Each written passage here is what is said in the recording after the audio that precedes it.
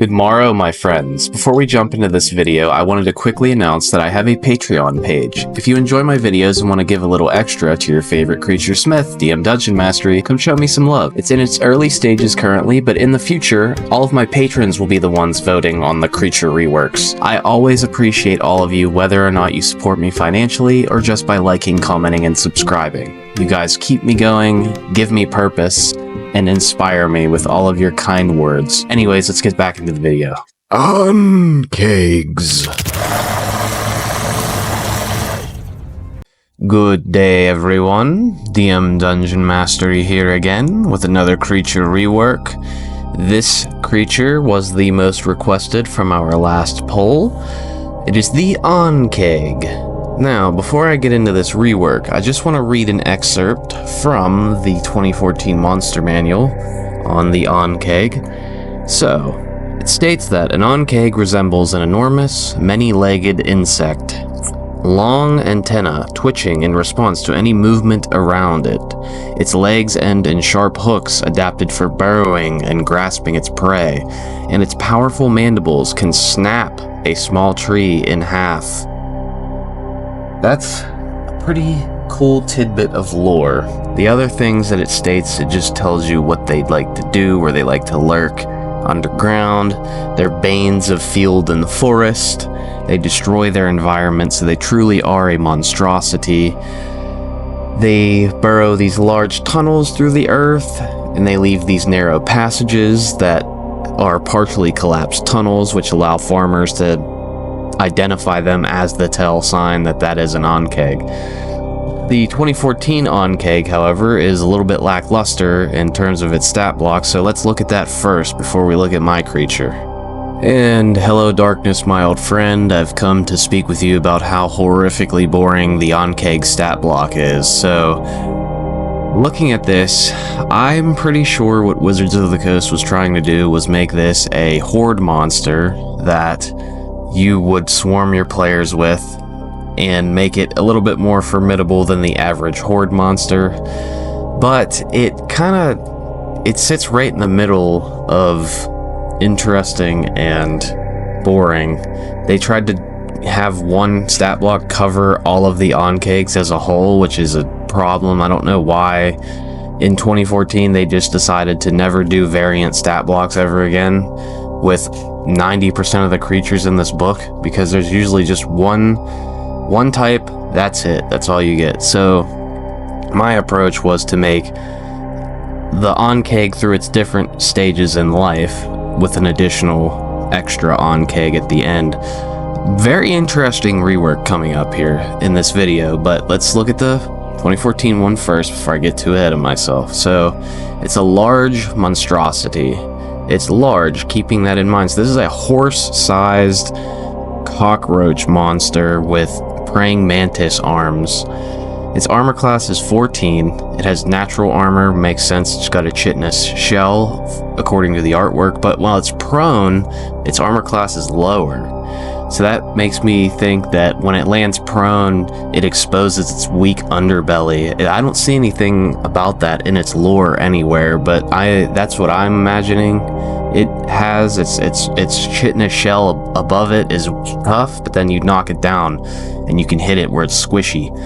So it's got a hit points of 39, 6d10 plus 6. Pretty formidable for a horde monster. It could have potentially 66 HP per creature, which would be a lot. The ability scores look pretty good. I like the low intelligence, the low charisma. That's befitting of a creature like this. It's got a decent strength, an okay con. To me, this Ankheg represents what a young Ankheg would be. I just think that there could be Ankhegs that are much more dangerous than this. But let's look at the actions now. Well, actually, sorry, not the actions, the senses first. So we have a 60-foot dark vision and a 60-foot tremor sense. So these things can lurk underground 60 feet below you, and they do have a burrow speed of 10 feet, but that's not very fast, so you're definitely gonna have ample amount of time to avoid these if they were burrowing up from the ground. That's okay. I gave it a little bit something. You'll see. Challenge rating 2. Proficiency bonus 2. Now let's get into the actions. Oh boy. What are we doing here? We don't have multi-attack, we just have a bite attack, even though it says straight up, its legs end in sharp hooks adapted for burrowing and grasping its prey. But there is nothing that shows that in here, so that's pretty cool, Wizards of the Coast, thank you. So we got a bite attack, +5 to hit, reach 5 feet on hit. It does 2d6 slashing damage plus 1d6 acid damage. It does slashing damage and not piercing. Wonder why. I don't understand that. It's a bite. A bite should do piercing. Anyways, if the target is large or smaller, it is grappled. Okay, that's good. I like that. It's showing that it is a large creature. Until this grapple ends, the Ankheg could bite only the grappled creature and has advantage on attack rolls to do so. So that's cool.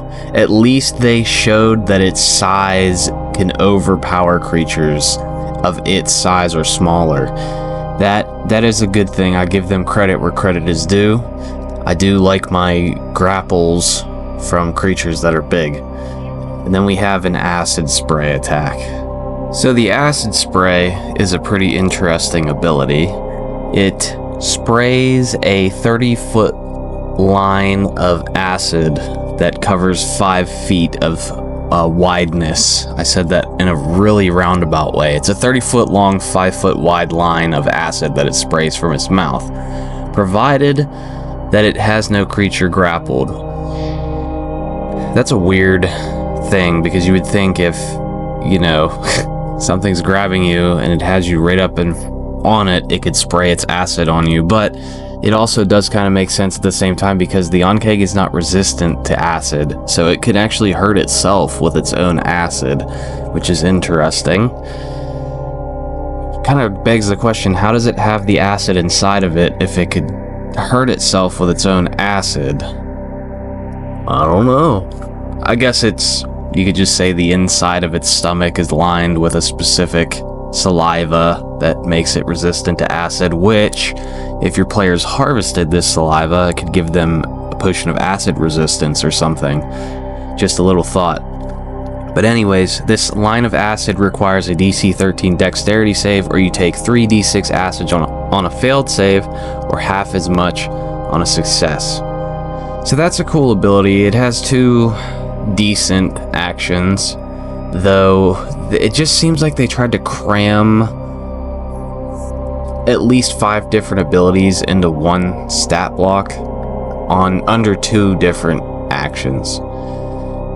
I'm going to show you guys what I did with mine, but we're going to start off from the early stages of the Ankheg's life cycle first, and then we'll get into the bigger stuff gradually. Okay, so starting off with our little guy here, he was just hatched from the egg from the giant cockroach monster.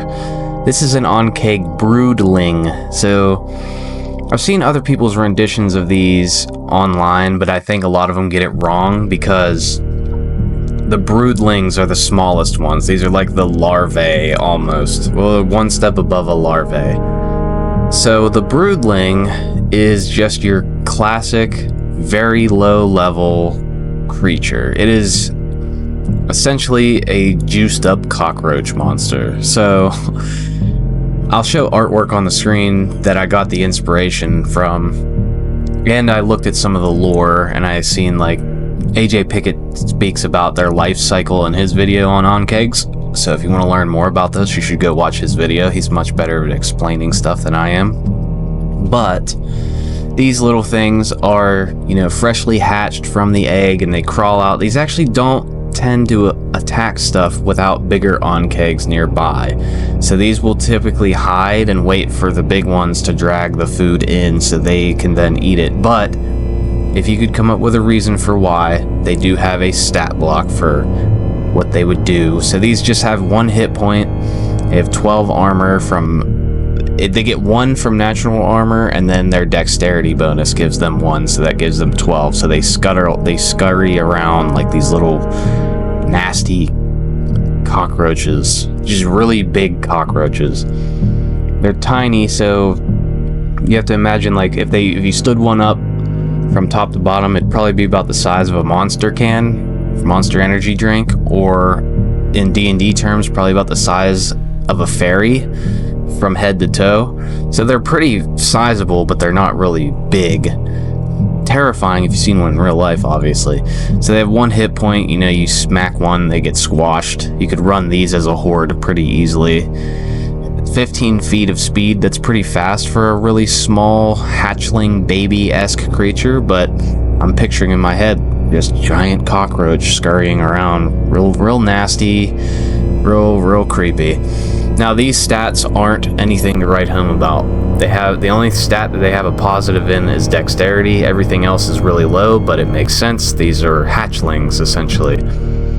They still have the same dark vision and tremor sense, though I'm sure you could argue that they could probably just have no dark vision until they get older and only see with tremor sense, like how a kitten's eyes don't open up until they're so many weeks old.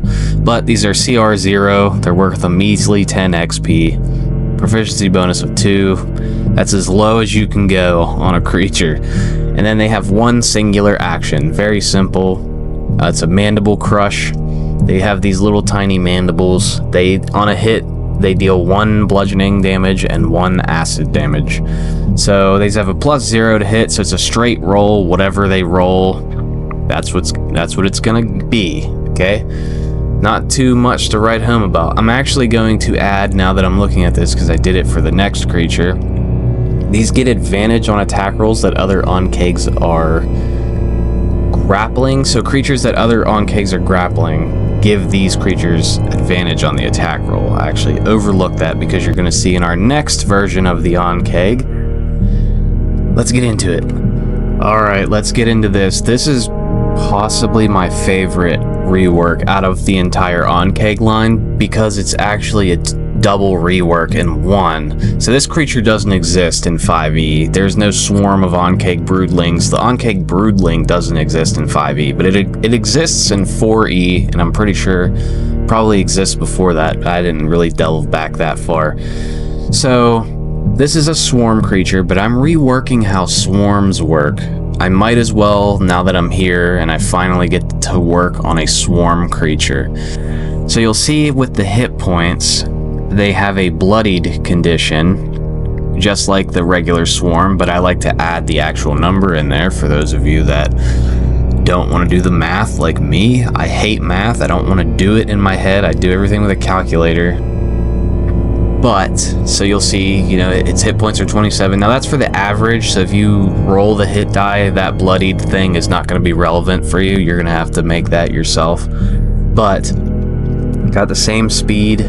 Most of the ability scores are the same, other than the con has gone up because this is a swarm of tiny monstrosities. So this is a swarm of Ankegs. So let's look at the first change I did with the swarm here. So this is for all of my future swarms going forward.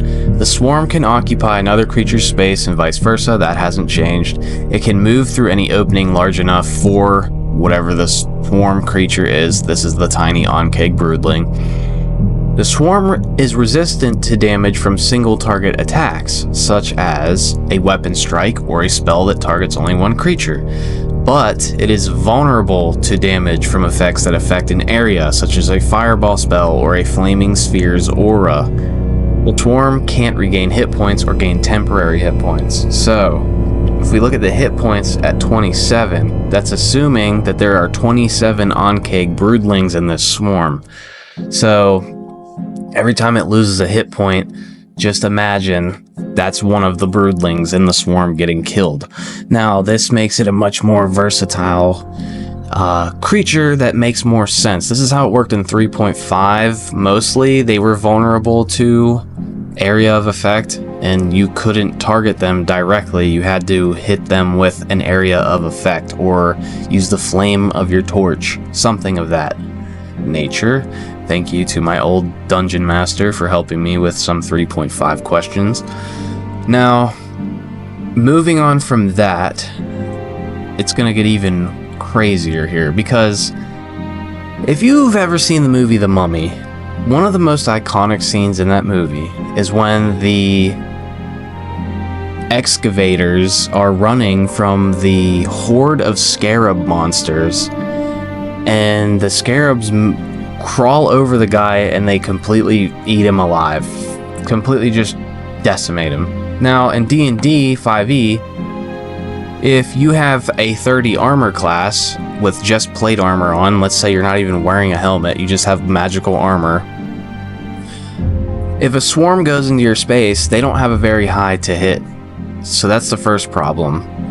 The second problem is that doesn't make sense, because if you have a swarm of bees and they have a low to hit and you have full plate armor on, and let's say they have a +2 to hit you and you have a full plate armor on with a shield, that shield should not protect you against something like that. So I found a way to get around that. It's a creative way to get around that. But let's look at the first thing here, collateral damage. To me, all of this stuff just makes sense. This is how a swarm should work. This is what took me the longest with this rework, is getting this swarm just right. So this states that while the swarm shares a space with a creature, if the swarm is targeted by an attack roll, the creature also takes damage on a hit. In melee, if the attacker can choose to take a -5 penalty to its attack roll to deal half damage to the creature instead. So what that means is, when the swarm is covering somebody head to toe in these broodlings, and you go in wildly swinging your great axe, you're gonna hit the person that the swarm is covering. Doesn't that make sense to all of you? I think that makes sense.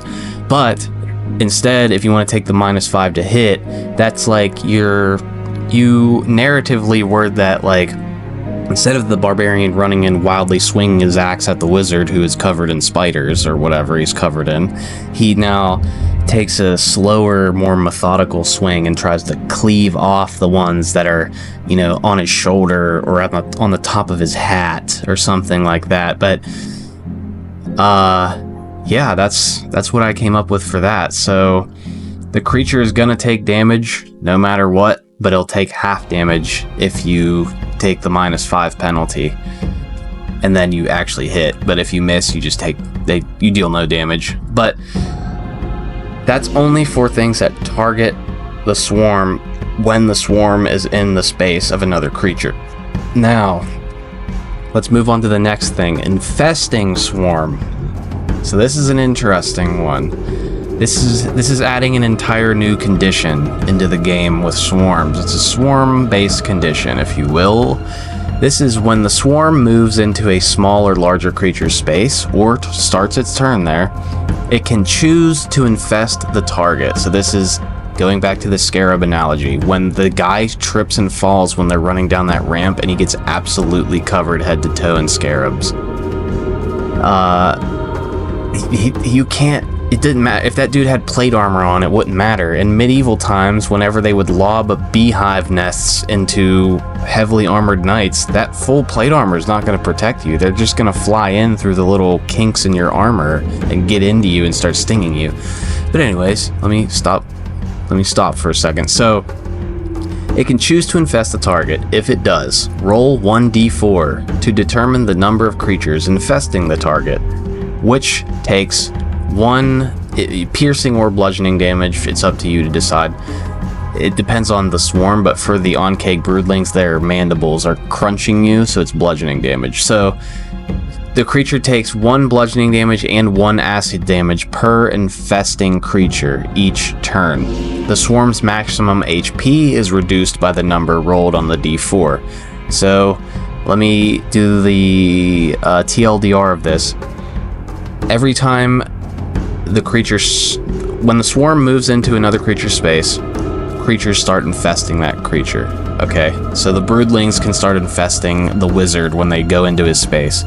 You roll a d4, that's how many creatures are infesting the wizard. He takes damage at the start of his turn per creature infesting him based on whatever this tells you. So he would take 2 damage a turn for every creature infesting him.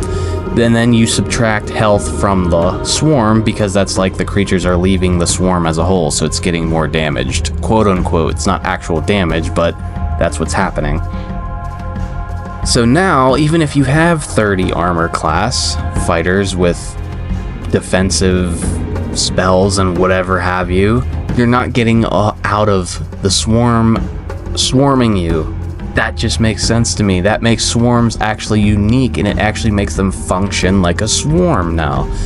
And the bigger the swarm, the bigger that die could be. So if you made a gargantuan swarm now, you could make that die, instead of a d4, it could be 2d4, 4d4, 5d4. Just think of the possibilities. They're endless. I think that cracks the code on swarms now. That just makes them 100% better, in my opinion. Let me move into the final special trait here. This tells you how to get rid of the creatures infesting you. This is called extermination.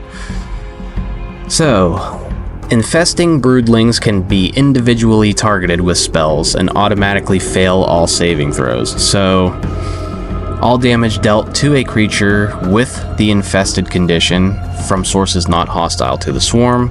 Remove one infesting broodling per point of damage taken. So let me explain that, because I know it kind of sounds confusing. I'm probably making a lot of people mad because I keep breaking off into tangents, but this makes it sound better when I explain it. So for every creature that is infesting the wizard, we're using the wizard as an example, if he's an evocation wizard and he wants to cast fireball on the ground, he can automatically succeed the saving throws with his evocation school trait that lets him create pockets of safety. But the broodlings, or the spiders, or whatever's infesting, automatically fail all saving throws. So that's a way that you could vaporize stuff off of creatures. So if you're running, a swarm of spiders now, and somebody's got 40 spiders on them, you walk up to them with spirit guardians and you just vaporize all the spiders off. So there's ways to get around this, as scary as it sounds, but I'm just thinking like mummy, scarabs completely surrounding and swarming the guy, eating him alive in seconds. That's what is happening here. Now, let's see, continuing on, where did I leave off at? So all damage dealt to a creature with the infested condition removes one infesting broodling per point of damage taken. If it's an area of effect, 2 creatures are removed per point of damage taken. Lesser Restoration also cures you of your infested condition, so that'll vaporize everything off of you. And then if you're outside of combat, this is just for... It's either if you're outside of combat or if somebody wants to come up and help you. It takes 6 seconds per infesting creature to be manually picked off. I think that makes sense. Sorry if I made it sound overcomplicated. I just wanted to explain my thought process as to why I added that, and I made swarms work like this now. So that gets around. It doesn't matter how much armor you have. It shouldn't matter how much armor you have. If you get swarmed by 1,000 cockroaches, they're gonna get into your armor. That's just how it should work, in my opinion. Now, Swarm of Mandibles. Let's get into the one action of the swarm here. So this still has a low to hit, but this is essentially just extra damage now. So it's a +1 to hit, 0 feet of reach, so it has to be in the swarm space, the creature that it's attacking. It does 4d4 bludgeoning damage plus 4d4 acid damage, and then the swarm has advantage on attack rolls against creatures grappled by other Ankhegs. So, and then I have a little thing there that says if the swarm is bloodied, that's how much damage it does instead per hit. Pretty cool. I think that's going to be a lot scarier to run if your players have arachnophobia and you want to run a swarm of spiders now. I think I just made your spiders very scary. You just have to obviously change certain wordings around, because I have broodlings in some of the special traits, but I think I'm going to rework all the swarms like this now. That's just this was the most exciting rework out of all the creatures, but let's keep moving into the next stage of the Ankheg's life cycle. I lied, we're not moving on to the next stage yet because I forgot to mention a little tiny change that I guarantee almost everybody missed here. So under Swarm of Mandibles, it now says any creature in the swarm's space for the attack roll. So what that means is if you have a gargantuan swarm of spiders now, and they take up 5x5 squares, and let's say you have 4 player characters in that 5x5 squares, they make one attack roll and they hit potentially all 5 of those characters at the same time. So that just makes swarms generally better. I think they function better now. It makes more sense narratively for it to work like this, in my opinion. But anyways, let's keep moving into the next Ankheg. Now, we're up to about a dog-sized giant cockroach monster with praying mantis arms. So, this is when the Ankheg first becomes independent and starts leaving the nest, going out to hunt, killing farm animals, killing wildlife. These are medium monstrosities. Their AC is higher now. It's 14 natural armor, 11 while prone.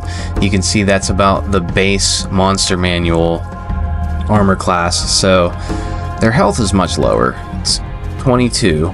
They have a 30-foot movement speed, 10-foot burrow speed. All of that is the same.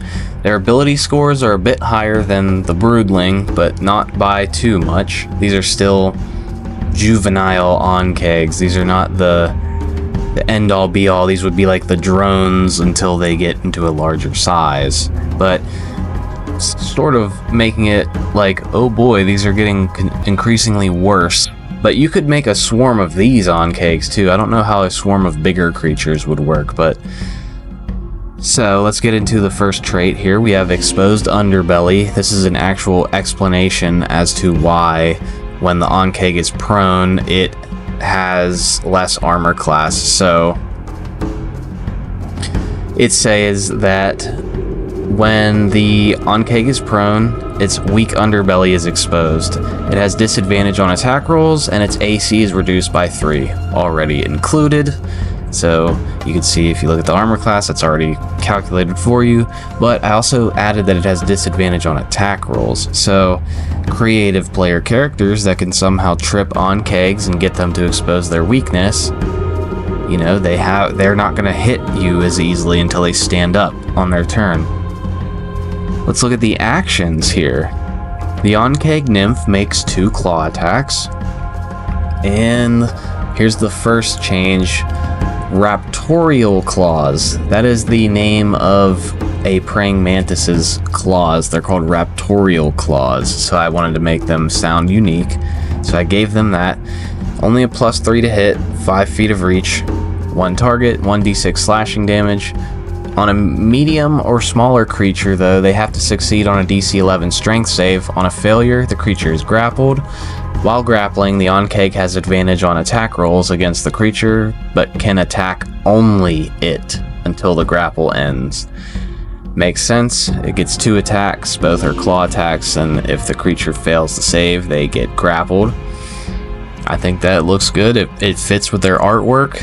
It seems plausible to me that they could grapple you, but these ones actually give you a saving throw. It's going to be a lot of rolling, especially if you're using a lot of these, so if you want to take that out, you can, or just say they automatically grapple something medium or smaller, you can do that also. Or you can just say something smaller, so something small or tiny instead of medium or smaller. But I picture these things are going out and they're killing wildlife. They're eating, you know, coyotes, farmers' dogs, a deer, foxes, rabbits, anything, and they're dragging it back to the nest. So that flavorfully makes sense to me. Let's go to Acidic Bite.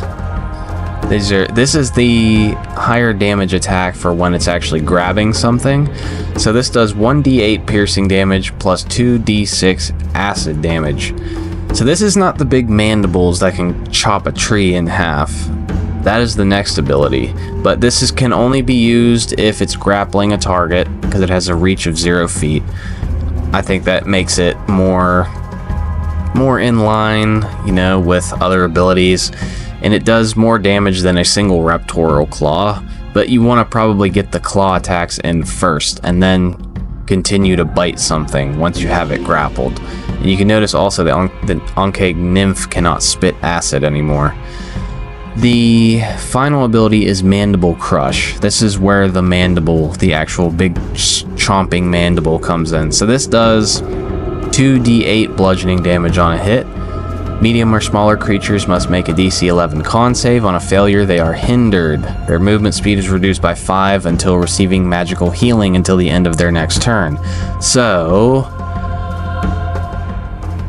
it's reduced by 5 until receiving magical healing or until the end of their next turn. It's not too bad. It does give you a reason to use it over the Raptorial Claws because 2d8 is going to deal more damage than 2d6. The d6s are going to be able to grapple something though, so the Mandible Crush is going to deal more damage from a single attack roll than 2 separate attack rolls from Raptorial Claws, but you're going to have a more chance to hit. So it's up to you to decide which one you want to do. And then of course the Acidic Bite does more damage than both of those abilities, I believe. Yeah, it should do more damage than both of the abilities, and it has advantage on that, so might add something else to that based on feedback, but I didn't want to make the Nymph too strong, so let's move on to the next iteration of the Ankheg. Alright, now we're getting into danger territory here. These are the Ankheg Adults. These are large creatures. These are my version of the actual Ankheg Adult that we're seeing in the monster manual picture, but was not properly represented in my opinion. So these ones have a 16 AC, and they go down to 13 when they're prone. They have 65 hit points, they have a 30-foot movement speed, a 30 burrow speed. They have all the regular ability scores that we've seen from the monster manual Ankheg. The senses and all that stayed the same. This is a CR4 monster though. And remember, these are all horde monsters. So even the large adult Ankhegs are in hordes typically. So, strong mandibles is its first special trait here, and this says that the Ankheg suffers no penalty to its movement when dragging a large or smaller creature it's grappling. Getting flashbacks to our hook horror video, so the big Ankhegs, as we read in the lore, its legs end in sharp hooks adapted for burrowing and grasping its prey, so it's gonna grasp its prey and drag it away with its strong mandible. Well, while it's dragging, you could say the mandible grabs onto the creature and pulls it. So, exposed underbelly, same thing, that didn't change. Let's move into the actions. Now, this Ankheg is a lot scarier than the other Ankhegs. So, it still makes 2 claw attacks. Raptorial Claws, 2d6 slashing damage on a hit. Target is automatically grappled, no saving throw from this one. Escape DC is 13. While grappling, the Ankheg has advantage on attack rolls, same as that. It just does more damage, and it's an auto grapple on a hit now, but it can only grapple 1 creature. So once it grapples that creature, you can't even attack another creature until you let go of that creature. The Acidic Bite. This is where the big damage comes in. Big, scary damage. So, in my opinion, if it has an acid spray attack that does 3d6 from a non-concentrated blast of acid, getting it directly from the source should probably deal a shit ton of damage. So, when this one bites you, it does 2d8 piercing damage plus 6d6 acid damage. So that's 21 points of acid damage on average. A lot scarier. If it drags you away into the horde of broodlings and nymphs and it's doing this to you, yikes. That's all I can say. You're not going to be doing so hot. Mandible Crush is its next action. This is where I'm thinking, okay, this is strong enough to snap a tree in half. It should do something to a humanoid body or a living creature's body. So this does 4d8 bludgeoning damage on a large or smaller creature. They are crippled So their movement speed is now reduced by 10 until receiving magical healing. This does not fall off at the end of the turn. They have to get magical healing or they are permanently crippled. Now we have its version of acid spray, which is the baseline acid spray. I just took this and I said this didn't need to be changed, but it would make more sense if it had a bite that dealt way more acid damage. But the bite is hindered by it has to have you grappled and it can only make one bite attack a turn. Everything has its own place on the stat block. I made sure of that so I didn't make the same mistake with my zombies. So the Mandible Crush does 4d8. The Raptorial Claws do 2d6, and you can make 2 different attacks. So even on 2 hits with that, it's 4d6 versus 1 hit with the Mandible Crush is 4d8, and it cripples the creature. So that's pretty terrifying. And we're not done yet because we have one more Ankheg to look at. One final one, and this one I took liberties with because I didn't see anything in the lore for creatures like this, but I took liberties with it. Let's look at it. Alright, here's our final Ankheg, the Ankheg Matriarch. This is a huge creature, so very scary. We got an AC of 19. It's got an AC of 16 while it's prone. 157 hit points, 50 movement speed, 50 feet of burrowing. Let's look at the stats here. We have 23 strength. It's low dex though, so it's getting, the bigger these Ankegs get, the more lumbering and less dexterous they become. It has an 18 con, 2 intelligence, that's a whopping 1 extra from the base Ankheg, so it's just barely smarter than a normal Ankheg, but it is much more wise than a normal Ankheg with a 16 instead of a 13. Then its charisma is 8 instead of a 6, so it's just all around slightly better than a regular Ankheg. Looking at its saving throws, I actually gave it saving throw proficiency, so it's got a plus 10 strength, plus 8 to con, plus 7 to wisdom. So this is a boss fight monster already, we're seeing. I gave it much more enhanced senses of 80 feet, new dark vision and tremor sense. I set its CR 10, but it might even be higher than that, depending. We'll have to look at it. So it still has the same abilities, special traits haven't changed. Let's look at its actions. So the Ankheg Matriarch makes 2 claw attacks and uses brood hatchings. So with that, let's look at its Raptorial Claws. So these have a big plus 10 to hit, still reach of 5 feet because these just don't go out that far, but you could probably make it 10 feet. I kept it to 5. They hit 1 creature at a time, obviously. 3d6 slashing damage this time. Larger, smaller creatures are grappled. While grappling, the Ankheg has advantage against it. That's all the same. It essentially just does more damage, and it's harder to get away from it. Now we have the acidic bite. This one is scary. This is a big damage right here. This, on a hit with the acidic bite, remember the creature has to be grappled by its claws to do this. It does 4d8 piercing damage plus 12d6 acid damage. So yeah, Big Mama has big acid. Pretty scary. Now her Mandible Crush is even more devastating. Hers does 8d8 bludgeoning damage, and larger, smaller creatures are mangled, so their movement speed is reduced by half until receiving magical healing. Yeah, if the regular size Ankheg can snap a small tree in half, hers could probably chop down an oak tree. So it makes sense that you would be absolutely mangled if she hit you with her Mandible Crush. And mind you, she has advantage on that, so if you're grappled and she's hitting you for 8d8 a turn, or her acidic bite, 12d6 acid damage a turn plus 4d8 on top of that, so that's 42 plus 18. Yeah, you're not surviving very long. Now her acid spray no longer has a recharge on it. and it does 66 acid damage now. So just a beefier version of the Ankheg. Now, there's no male version of this. There's no Ankheg Patriarch, because Ankhegs are like praying mantises where they bite the heads off of males when they're done with them, so the males don't get this big, only the females.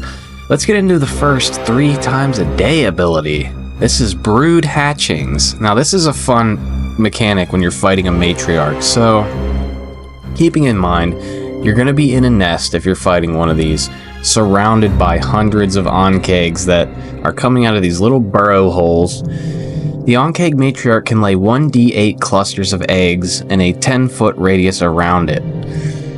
At the start of its next turn, the eggs hatch into swarms of Ankheg Broodlings under the Matriarch's command.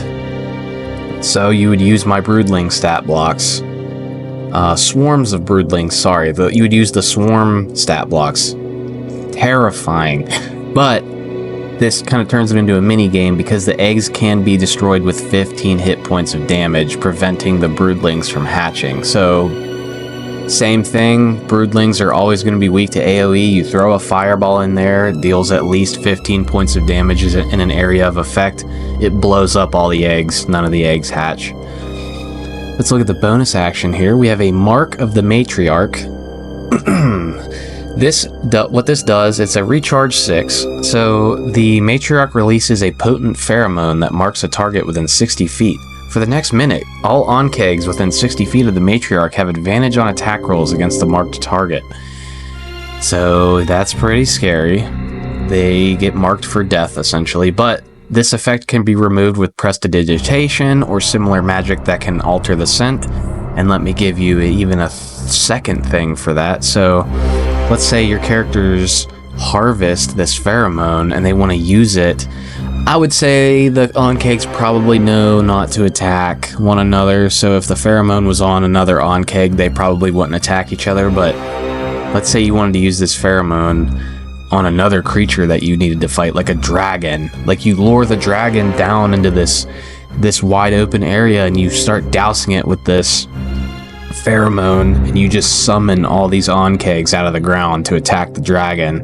That would be a pretty cool thing. We have its reaction, which is the scent of the Matriarch, and this is a recharge of 5 to 6, so it does have 2 separate recharge abilities. I don't think it's that big of a deal. It's not going to take you too long to roll 2d6s at the start of her turn to see if these recharge. The Ankheg Matriarch emits a commanding pheromone, targeting 1d4 plus 2 Ankhegs within 60 feet. Each targeted Ankheg can move up to its speed and make 1 attack with its claws or mandible crush against targets the Matriarch can see. Now that's not that one Ankheg can make multiple attacks against one separate creature each. It's just any creature that the Matriarch can see, she can command her up to 6 other Ankhegs to go attack those creatures. So that's a pretty cool creature. That definitely added a lot more to these Ankhegs now. They're not just these one-dimensional, trying to checkmark all the boxes with one creature stat block, Wizards of the Coast abomination of a creature design that they had in the 2014 Monster Manual. These are going to be much more fun for you to run in your games. If you wanted to even get more wild with it, you could say, you know, there's certain Ankhegs that evolve to have wings, and you can make them winged. That would be terrifying. These are much more fun to run now, in my opinion. I want to run Ankegs now. I never wanted to run them before, but now I actually do. So these could be low-level quest monsters all the way up to really high-level quest monsters because of how the hordes work. You just have multiple of them, and they deal pretty devastating amounts of damage at higher levels when there's multiple of the adults and the matriarch. You just replace the lower-level ones with higher level ones, the higher up your player character's levels are. So, you know, at level 1 you're fighting broodlings, and a nymph in the boss fight would be a single adult Ankheg. But then at higher levels they're fighting nymphs with a ton of adults with a matriarch who is hatching broodlings. So pretty wild. Pretty wild indeed. I hope you guys enjoyed this one. I hope I delivered on my Ankheg rework as you all requested me to do so. If you have any suggestions or ideas for some variant stat blocks, or maybe tell me what you guys want to do with these now, I'd love to hear about it. I have a Discord channel where you can get these stat blocks for free if you come join. And then I also have my Patreon, not to plug it too many times, but if you do enjoy my content and you want to support me financially, it's $5 a month. You can subscribe. If not, I appreciate you either way. Thanks for stopping by. Thank you if you're still here watching. I will catch you in the next one. This is DM Dungeon Mastery, out.